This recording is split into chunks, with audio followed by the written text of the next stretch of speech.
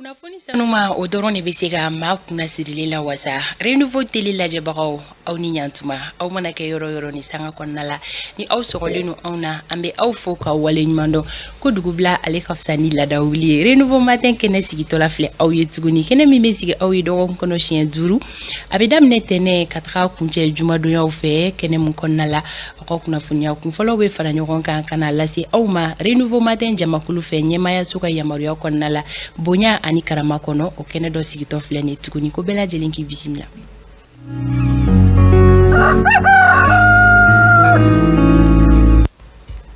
Maa minnu bɛ yen nɔ k'u sera u ka baarakɛyɔrɔ la ka ban u sɔgɔlen don Renouveau Télévision na an bɛ foli di aw ma aw minnu bɛ an lajɛ sokɔnɔnaw la don o don i n'a fɔ ladalako la an ka foli bɛ aw fɛnɛ ye lamɛnbaga jamakulu an tɛ sɛgɛn an tɛ ɲinɛ aw kɔ don o don an mana sigi kɛnɛ kan an bɛ aw ka foli kɛ sabula aw fɛnɛ ni an bɛ ɲɔgɔn bolo k'a daminɛ jɛmukan in daminɛ fo ka taga bila a kuncɛyɔrɔ la o yɔrɔ la an bɛ arajo Renouveau lamɛnbaga kelen-kelenna bɛɛ lajɛlen ka foli kɛ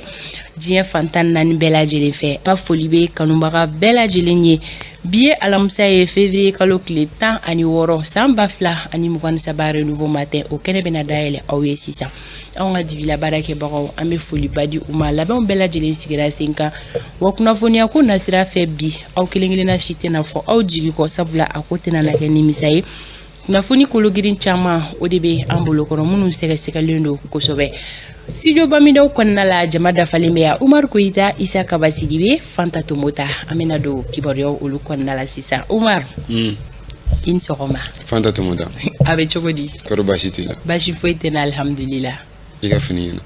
fini ɲɛna i parla kosɛbɛ yɛrɛ merci beaucoup Umar Koyita oui merci do oui merci do siga t'a la i yɛrɛ ka chemise ɲɛna kɔnɔna na halisa n'a fɔ an y'a fɔ ntɛnɛndenw cogoya min na o baara kelenw don olu bɛ sen na halisa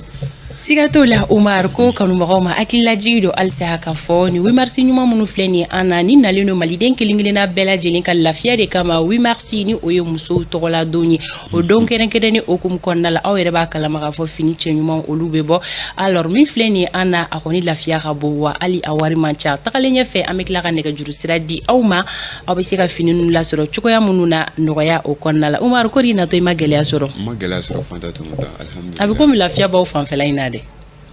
bon embouteillage kɔni tɛ nka kuma dɔ la sira ko ma nɔgɔ a ma nɔgɔ jama bɔta de ka ca Umar o de b'a kɛ ça va aller a bɛ nɔgɔya dɔɔni dɔɔni Fanta Tomota an b'a lamɛnbagaw bɛɛ lajɛlen fo maa minnu bɛ yen nɔ k'u bɛ soli ka an lamɛn walasa ka se ka kunnafoniyaw sɔrɔ an b'u fo k'a fɔ k'u bisimila an ka sɔgɔmada kunnafoni ale kɛnɛ kan i n'a fɔ an ye layidu min ta u ye kɔni ka kunnafoni bɔ yɔrɔ la kunnafoni bɛ sɔrɔ yɔrɔ minnu na walasa ka se k'u bɔ kumasiri la an kɔni bɛ o layidu kan an b'olu timɛ siga foyi tɛ o la o hukumu kɔnɔna la bi jɛmukan in kɔnɔna na kɛrɛnkɛrɛnnenya la an ka walawalali kɛnɛ kan ni o ye décryptage ye aw bɛɛ lajɛlen b'a kalama k'a fɔ don o don an bɛ kumasen dɔ suganti ka na masala kɛ o kan Isa Kabasidibe ale bɛna walawalali jɔnjɔn kɛ aw ye o kumasen ninnu kan bi sɔgɔmada in na kumasen min bɛ an bolokɔrɔ o de inévitable ye Isa Kaba a bɛ n'o kumasen kɔrɔ fɔ an ye a n'a bɛ tali kɛ waleya min na walasa aw bɛɛ lajɛlen ka se ka kunnafoni jɛlen ka o sɔrɔ sɔgɔmada in na an bɛna wele bila maa dɔ ma ka bɔ Zeguwakaw fɛ yen nɔ ka kɛɲɛ ni Zeguwakaw olu kɔni ka lakanako ye fɛn bɛ tali kɛ Zeguwakaw la olu kɔni bɛ ŋaniya k'a fɔ k'u bɛna wulikajɔba dɔ sigi sen kan ni o bɛ opération dɔ ko fɔ fɛn min kɔni bɛ lakana ko fɔ a bɛ o kun kan o kama an bɛna wele bila Sidibe ma ka bɔ Zeguwa an bɛna masala ni hakilina ninnu kan walasa faamuyali ɲuman o ka kɛ don kibaru ale bɛ dayɛlɛ Umar Koyita fɛ sɔgɔmada in na kunnafoni kologirin caman bɛ an bolokɔrɔ k'a lase aw ma don kibaru o kɔnɔna la ka kɛɲɛ ni bidon kofɔlen ye ni o ye février kalo tile 16 yalima ni dati kofɔlen a bɛ tariku jumɛn de kofɔ e ma fifa minnu na o ale bɛna ɲɛfɔli kɛ o kan tani ka segin kibaruyaw olu bɛ Sori Ibrahim Diallo bolo sɔɔni ani Sori bɛ ɲɔgɔn lasɔrɔ siraba kunnafoni ale kɛnɛ kan sɔgɔmada yɛlɛ ko o bɛ yan nɔ ka da kunnafoni ninnu kan o bɛ nisɔndiya ko fɔ kunnafoni di gafew ɲɛfura fɔlɔ kibaruyaw bɛ lase kɛrɛnkɛrɛnnenya la gafe minnu bɔra bi alamisa donya in na fɛn bɛ tali kɛ kɛnɛya kunnafoni na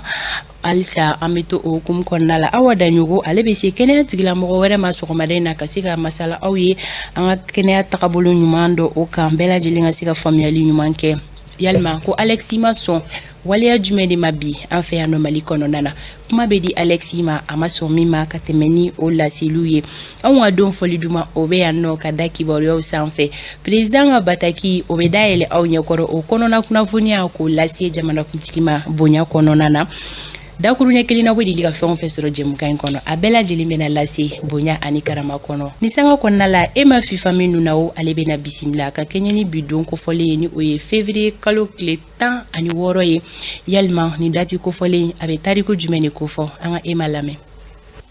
Rentrée littéraire du Mali o tako 13 kɛra février kalo la san 2021 wagati. Bamako, Djéné, Sikasso ani Tombouctou olu bɛ nan'u yɛrɛ sɔrɔ duguba kɔnɔna la. K'a daminɛ février kalo tile 16 la fo février kalo tile 20 baara caman kɛra o rentrée littéraire du Mali hukumu kɔnɔna la. Café littéraire ka gafew kalan, ka dédicacesw kɛ, ka table rondew kɛ, ka sigigafɔ kɛ gafew kan. Mɔgɔ minnu bɛ yen nɔ ni olu ye auteurw ye olu welela ka na. Lajoli kalanw kɛra mɔgɔw kunna, catiriw bɔra ka yira u la ani a ɲɔgɔnna caman. Rentrée littéraire du Mali a sigikun jɔnjɔn de ye ka mɔgɔw fara ɲɔgɔn kan kodɔnnaw, sɛbɛnnikɛlaw, sɛbɛnni nege bɛ mɔgɔ minnu na minnu b'a fɛ k'a dege ani livre yɛrɛ kanubagaw ka bɔ Mali kɔnɔ ani jamana wɛrɛw k'olu bɛɛ lajɛlen fara ɲɔgɔn kan walasa u ka baro kɛ ka hakilina falen kɛ. Livre ko a bɛ se ka don ba la cogo min na Mali jamana kɔnɔ. Mali jamana kɔnɔna la écrivain caman de bɛ yen nɔ minnu dɔnnen no jamana wɛrɛw kan fana. Rentrée littéraire o ye wagati ye mɔgɔw bɛ se k'u hakilina falen wagati minnu na ani fɛnɛ u bɛ gɛlɛya minnu sɔrɔ u ka sɛbɛnni hukumu kɔnɔna la walima livre feereli hukumu kɔnɔna la walima livre yɛrɛ kan ka dilan so min kɔnɔ o baaraw gɛlɛyaw ka kuma olu fɛnɛ kan ka ɲɔgɔn bilasira. Rentrée littéraire o ye lajɛrɛba ye min bɛ maa caman fara ɲɔgɔn kan ka bɔ dugu wɛrɛw la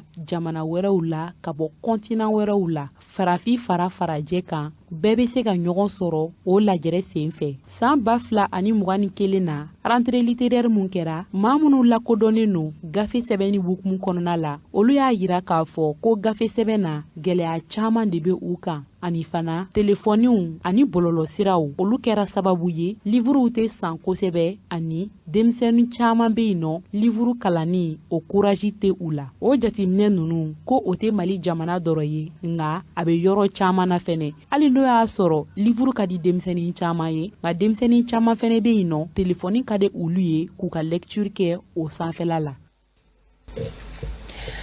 Nin tariku in o bɛ bi don kofɔ ni o ye février kalo tile 16 ye. Faamuyaliko ɲuman o bɛ ni laseli ninnu kan an ka foli bɛ Ema ye. Sanga 32 bɛ nɛgɛ kanɲɛ 7 sanfɛ don kibaru bɛ na dayɛlɛ.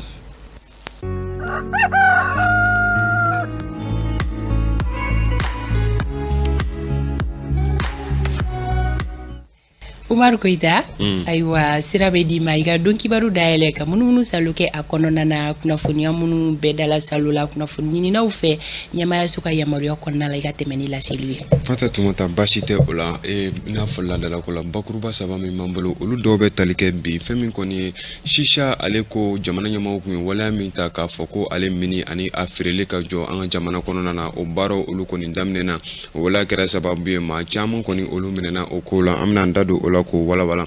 fɛn bɛ tali kɛ Dumbuya Fakoli la ni ale kɔni kun minɛnen don kiriko la min bɛ tali kɛ diinɛ ale lagosili waleya dɔw la o kiri baaraw kɔni olu sigira sen kan mun de bɔra a kɔnɔ an bɛna an da don la ko walawala ani ka fara o kan renouveau ani ka se prestige sar ma olu kɔni u bolonɔ bila sɛbɛn dɔ la walasa ka se ka baara kɛ ɲɔgɔnya k'o tɛmɛ u ni ɲɔgɔn cɛ an bɛna an da don nin bɛɛ lajɛlen na ka walawala sisan ni Usman Togo ale ka yamaruya.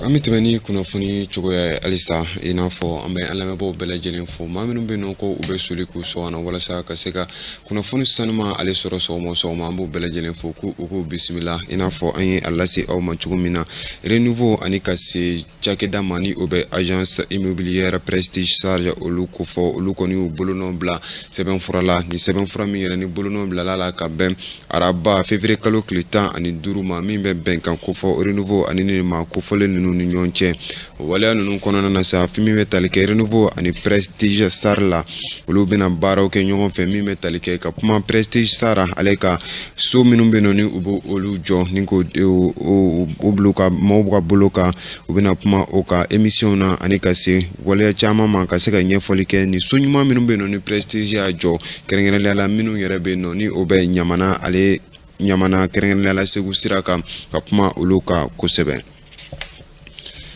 An bɛ tɛmɛ ni kunnafoni cogoyaw ye i n'a fɔ bakurubaw la an y'a fɔ cogo min na min bɛ tali kɛ kiriso la min bɛ commune Kate ale kɔnɔna na ale kɔni ye kumana min bɛ tali kɛ Rumbi Fakoli ale ka kungo kibaru kan ni ale yɛrɛ kɔni minɛna ka kɛ ni waleya min kɔni bɛ tali kɛ lagosirila ka se silamɛ diinɛ ale waleya dɔw ma o kiri kɔni o baaraw kɛra ka bɛn tarata février kalo tile 14 san 2023 in ma o kiriw baaraw kɔni na yirala k'a fɔ ko Dumbi Fakoli ko ale kɔni ye kalo 12 kaso ko a kan k'o de kɛ o kalo 12 kaso la min kɔni ye kalo 8 ye ko o bɛ kɛ kaso ye kaso min bɛ kɛ a yɛrɛ labilalen ni a bɛ fama avec sursis o kumu kɔnɔna na sa ni waleya in kɔni kɛlɛ kɔni a yirala k'a fɔ ko Dumbi Fakoli ale kɔni yamaruyara a ka taa kaso sabula a kun ye kalo 4 kɛ kaso la kaso datugulen na kalo 8 tɔ a n'o kɛ kaso la min bɛ avec sursis ale ko fɔ ni o bɛ se ka kɛ a yɛrɛ fɛ yen nɔ ka kɛ ni kiiritigilamaw olu ka yamaruya ani olu ka okumu kɔnɔna ye. An bɛ tɛmɛ ni kunnafoni cogoya ye halisa ka kɛ ni jamana ɲɛmaaw ye waleya min ta min bɛ tali kɛ shisha ale kungo kibaru la fɛn min kɔni wulikajɔw o kɔni kɛra a hukumu kɔnɔna na kalo 6 de kɔni kun dira ni maa kofɔlen ninnu ma maa minnu bɛ yen nɔ ni olu kɔni bɛ na ni shisha ye ani ka se amibaw ma o hukumu kɔnɔna na kalo 6 dafalen fɛn min kɔni office central des stupéfiants ale kɔni wulikajɔw kɛ ka se shisha club caman na Bamakɔ maa minnu kɔni bɛ yen nɔ ni olu ma u yɛrɛ matarafa ni sariya ninnu ma u kɔni wulikajɔ ta ka olu sɛgɛrɛ o hukumu kɔnɔna na ko bolo dara maa hakɛ min kan ni ka olu minɛ k'o bɛ taa maa 50 ale ɲɔgɔnna na Awa Sanogo ale ye ɲinini kɛ a ko kan an ka jɛ k'a lajɛ. A bɛ waati jan bɔ sariya kura dɔ tara min yɛrɛ bɛ tali kɛ shisha donibaliya la an ka jamana kɔnɔna la a feereli ale ni maa o maa bɛ kɛ sababu ye k'a matarafa ko o bɛɛ lajɛlen kɔni don an ka jamana fan 14 bɛɛ lajɛlen kɔnɔna la waati min bolodara baara yɔrɔ min ka baara bɛnnen don kiribikiribi kɛlɛli ko ma olu fɛ o de kɔni ye bi arabado février kalo tile 15 san 2023 kɔnɔna la ka kɛ ni sariya in waleyali baaraw ye u kɔni ye wulikajɔ belebele dɔ kɛ kunungo sufɛ min kɛra sababu ye ka se ka maa caman minɛ ale ni ka shisha minan fana caman fara ɲɔgɔn kan. Arrêté interministériel dɔ de bɛ yen min ye shisha interdit Mali la donc arrêté in de y'a 6 mois délai de grâce di shisha clubw ni minnu bɛ shisha baara la o ka se ka baara jɔ donc le 15 à 0 heure o de tun kan ka kɛ shisha ko yɛrɛ jɔlen an bɔra o de sababuya la ka jateminɛ kɛ an y'a ye ko mɔgɔw b'a la halisa donc an ye mɔgɔ 10 kɔ minɛ ale ni ka matériel dɔw minɛ min bɛ taa kilo 300 ɲɔgɔn na la bon comme arrêté in y'a fɔ cogo min na mɔgɔ minnu minɛna nin na olu bɛ présenter procureur la commune sisi procureur la matériel minnu fana minɛna olu bɛ jeni. Ni cakɛyɔrɔ kofɔlen y'a yira k'a fɔ k'olu tɛna dan ni wulikajɔ in ma dɛ ko wulikajɔ bɛna to sen na don n'a nataw la hali bi. Kɔni opération kɔni y'a daminɛ di nin y'a daminɛ di ani ɲɔgɔnna baden de bɛ yen an bɛna kɛ wagati bɛɛ voilà donc shisha ko in kɔni f'a ka jɔ di délai de grâce dira o banna shisha ko in na fɛn caman fɔra la a bɛɛ ɲɛfɔra an ka ɲɛmɔgɔ y'u da don a la a bɛɛ y'a ɲɛfɔ shisha ko in yɛrɛ faamuyalen don mais a kɛwale in a b'an yɛrɛ de jogo la o de la sisan an kan ka jateminɛ kɛ k'a ye k'a dabila voilà donc an b'a ɲini population fana fɛ u ka jateminɛ kɛ k'an dɛmɛ parce que a shisha ko in a kɛlɛli a ma nɔgɔn dɔɔni parce que minnu bɛ k'a min kɛnɛ kan an bɛ k'olu de ye k'u minɛ fɔlɔ n'a tɛmɛna nin kan dɔw bɛna don dogodogonin na o dogodogonin na population yɛrɛ de bɛ se k'o y'olu yɔrɔ fɔ an ɲɛna pour que an ka se ka se o mɔgɔ ninnu ma voilà donc n bɛ population ka dɛmɛ ɲini kosɛbɛ n bɛ jeunesse ka dɛmɛ ɲini an ka service dayɛlɛlen don bɛɛ ye shisha ko la mɔgɔ fɛn fɛn bɛ fɛn dɔn a la a ka s'an ma a k'a ɲɛfɔ an ɲɛna. A ye fɛsɛfɛsɛli kɛ ŋunuŋunukan minnu bɛ ka fɔ ko ni baara in kun tɛ dɔwɛrɛ y'u fɛ ko walasa ka se ka maaw bolola wariw fara ɲɔgɔn kan a kɔni ye walawalali kɛ o kuma yɔrɔ la. Bon ne kɔni ka jateminɛ la wari ɲini sira tɛ se ka k'a la parce que arrêté de bɔra min ye shisha interdit bon minnu y'a baara dabila n'i y'a baara dabila i ni mɔgɔ tɛ ɲɔgɔn ye sira la o mais n'i b'a la i bɛ minɛ dɛ ba a baara in hukumu yɛrɛ kɔnɔna la an tɛna k'an kelen an bɛna radio mɔgɔw ni télé mɔgɔw la tugu an kɔ pour que bɛɛ k'a faamuya ko baara mun don ko ɲuman tɛ shisha ko in tɛ ko ɲuman ye bilen ni n'a ma ɲɛ a kɔnna a ka dabila. Cakɛyɔrɔ min ka baara bɛnnen don kiribikiribifɛnw tiɲɛni ma olu kɔni y'a yira k'a fɔ k'u mago bɛɛ bɛɛ lajɛlen de ka dɛmɛ na ka fara u kan walasa shisha bɛ se ka kɛlɛ ka bɔ cogoya min na an ka jamana kɔnɔna la. An bɛ tɛmɛ ni kunnafoni cogoya halisa ka tɛmɛ ni kunnafoni sɛbɛn dɔ ye min kɔni bilala ka bɛn tarata don février kalo tile 14 ma minisiriso min bɛ yen ni ale ɲɛsin bɛ lakana kow ma ani ka se adamadenw olu latangali kow ma fɛn min kɔni olu b'a yira k'a fɔ ko min ye jamanadenw ye ko olu tɛ ka bɔ ka taa u ka carte na ale mise en jour baaraw kɛ walasa cogo min na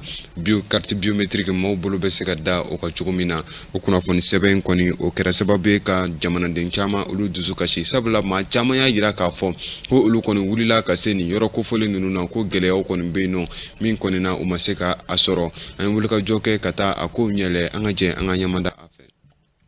Minisiriso min bɛ yen ni ale ɲɛsin bɛ bunahadamadenw tangani an'u tɔbɔtɔli ma a bɛ i n'a fɔ ale kɔni tɛ a kalama k'u bɛ ka taa cogoya minnu na hali ni a bɛ a kalama anw tɛmɛna yɔrɔ minnu kɔni na a bɛ n'a fɔ gɛlɛya caman bɛ yen nɔ min kɔni bɛ tali kɛ carte biométrique ale baara kɔrɔ olu bilali la sen kan. Yan an filɛ nin ye commune 6 ale mairie de la maa minnu bɛ yen nɔ ni olu y'u cɛsiri ka se ka sumanin dɔ sɔrɔ ni k'u kun don o kɔrɔ olu kɔni bɛ ka u tɔgɔ weleli makɔnɔ kabi nɛgɛ kaɲɛ 6 waatiw dɔw bɛ yan nɔ olu bɛ makɔnɔnin na. ne na 5h30 wagati fo sisan a ma ɲɛnabɔ fɔlɔ an t'a dɔn ne parce que u tɛ explication di mɔgɔ ma a ye ne ka baara caman tiɲɛ parce que n ye n ka denbaya bɛɛ de bila ka na yan baara kelen kama o ma se i bɛna carte dilan f'i ka tile journée kelen bɛɛ de bila i ka na foyi kɛ pour que ka carte ko ɲɛnabɔ. Depuis 6 heures, mais ça tourne ma maman. Il m'a fait moi. Mais ce qu'il faut dire quand même, à quoi qu'on a sommé, à quoi qu'on a sommé, nous serons à côté de là, on a fait un peu match. Parce que mon gars est barra là, nous avons fait que barra black les clés flabla était à barra que na carte ko la on a tenu nabo, à comment ka chandoni quoi. Maa minnu kɔni bɛ ka nin baara kofɔlen kɛ olu y'a yira k'a fɔ ko gɛlɛyaw kɔni tɛ olu fan fɛ ko nka ko fɛn min kɔni minɛnkow ye ko gɛlɛya dɔɔni bɛ o la. An bɛ don o don an bɛ mɔgɔ min ta a bɛ taa mɔgɔ 200 ni kɔ la a dɔgɔyalen kɔni 200 ye mun nana dɔrɔn mun ta ye carte biométrique ko ye ko ni recensement tɛ kelen donc n'i y'a jateminɛ n'i ye nombre jateminɛ ka population nombre jateminɛ i b'a ye k'a fɔ n'i y'a ye anw bolo a ka ca ma a man ca. Parce que ni a fɔra k'an ka dan mɔgɔ 200 walima 250 ma don o don délai min dira o b'i di ka sɔrɔ commune 6 mɔgɔ ma ba ta même n'a y'a sɔrɔ commissariat ni brigade bɛ k'a kɛ parce que en réalité anw bɛ mun ta olu tɛ se k'o ta mais ni gɛlɛya min b'an kan o fɛn na o ye jumɛn ye d'abord formulaire min bɛ ka renouvellement kɛ c'est insuffisant machine 3 dɔrɔn fɛnɛ de b'an bolo machine 1 yɛrɛ bɛ yen nɔ ale baara ka gɛlɛn parce que ale fara ka ban. Gɛlɛyaw tɛ commune 6 ale dɔrɔn ye commune 5 kɔnɔna na an tɛmɛna yen kuma min yenkaw olu kuma baara daminɛ k'a sababu kɛ kunnafoni sɔrɔbaliyaw ye. Baara in depuis a kuma fɔla an ye weleli kɛ sanfɛ parce que an tɛ se ka fɛn k'an yɛrɛ ma mɔgɔw de b'an yamaruya an k'a kɛ yamaruyabagaw yan o ye gouverneur ye donc ale fana pour que ale fana k'a fɔ an k'a kɛ fɔ ministre ka yamaruya ministre de l'administration territoriale ale de kan ka yamaruya d'a ma pour que a bɛ se ka an fana yamaruya an ka baara kɛ bon mais malheureusement fo ka na se janvier kalo tile 25 ma an y'a ye cikan dɔ nana mais o cikan in nana a fɔra ko ka cellule dɔ bɛ yen i n'a fɔ cellule technique d'accueil citoyen CETAC donc o tun bɛ mairie kɔnɔ yan mais bon kɔfɛ a nana fɔ ko ka u bila ka taa commissariat la bon sisan u bɛ Torokɔrɔbugu commissariat na n'u b'a fɔ ma 4e arrondissement le commissariat Torokɔrɔbugu mais 4e arrondissement kɔrɔlen donc o cellule in sigilen n'o ye olu bɛ ka baara in kɛ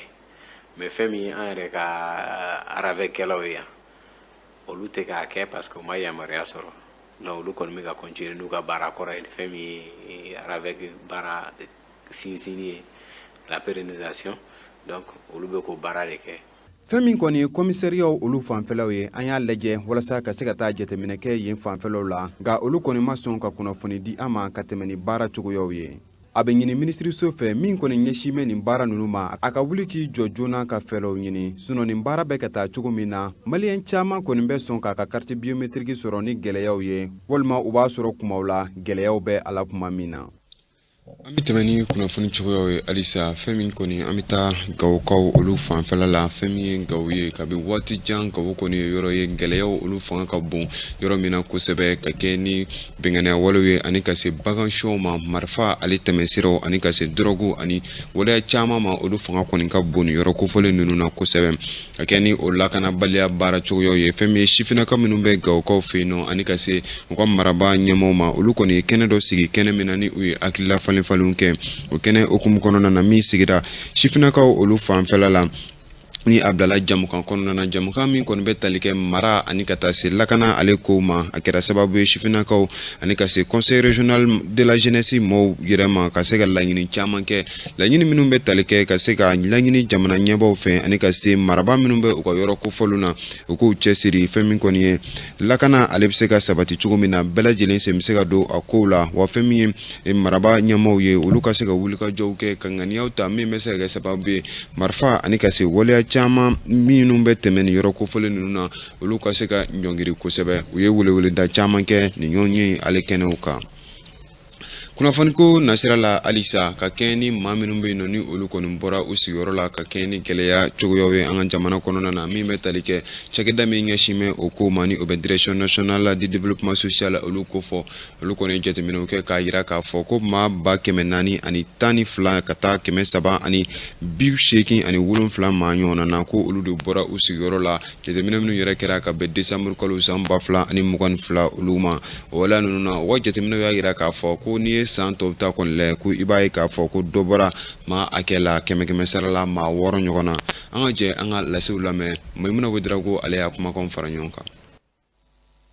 Sɛgɛsɛgɛli dɔw y'a yira ko maa minnu déplacera ka bɔ o sigiyɔrɔw la o bɔra maa 440 ani 436 la septembre kalo san 2022 ka jigin maa 412 ni 387 la décembre kalo san 2022 n'i y'o jateminɛ o b'i n'a fɔ 100 sara o 100 sara 6 ni buruburu de bɔra a la o sɛgɛsɛgɛli sɛbɛn b'a yira ko ja ani ji yɛlɛnni kojugu olu fana kɛra sababu ye ka maa 23 ni 957 bɔ u sigiyɔrɔw la wa a b'a yira tuguni ko Bandiagara mara la ka taa Mopti, Gawo, Tombouctou, Segu ani Menaka maa caman de kɔni tan bɛ i sigi o yɔrɔ kofɔlen ninnu na décembre kalo san 2022 maa minnu bɔra u sigiyɔrɔw la Moti mara la, Gawo mara ani Tombouctou mara la o yɛlɛnna ka tɛmɛ san 2021 décembre kalo wagati la nga Segu ta kɔni jiginna kosɛbɛ san 2022 laban na jateminɛw y'a yira ko maa minnu bɔra u sigiyɔrɔw la 100 sara o 100 sara